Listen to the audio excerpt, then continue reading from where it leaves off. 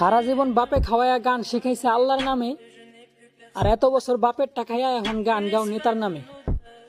যেই নেতা ভোট চাওয়ার জন্য সাধারণ মানুষের ঘরের ভিতরে ঢুকা যায়, অথচ নির্বাচনের পর 5 বছরের জন্য সাধারণ মানুষের চোখ থেকেই হারায় যায়। নেতার পিছনে স্লোগান দিতে দিতে অর্ধেক জীবন করছো পার। ওদিকে নেতার ছেলে মেয়ে উচ্চশিক্ষিত হইয়া এখন দেশের জন্য তারা বড় ছাড়। আর তুমি ভাই নেতার গান গাইতে গাইতে অতিষ্ঠ।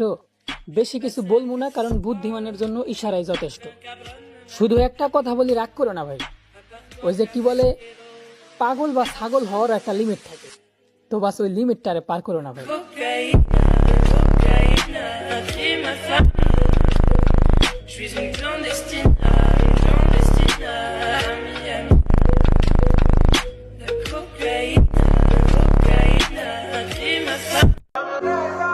রাস্তা একটাই ছিল, ফেরাউন ডুবে মরল,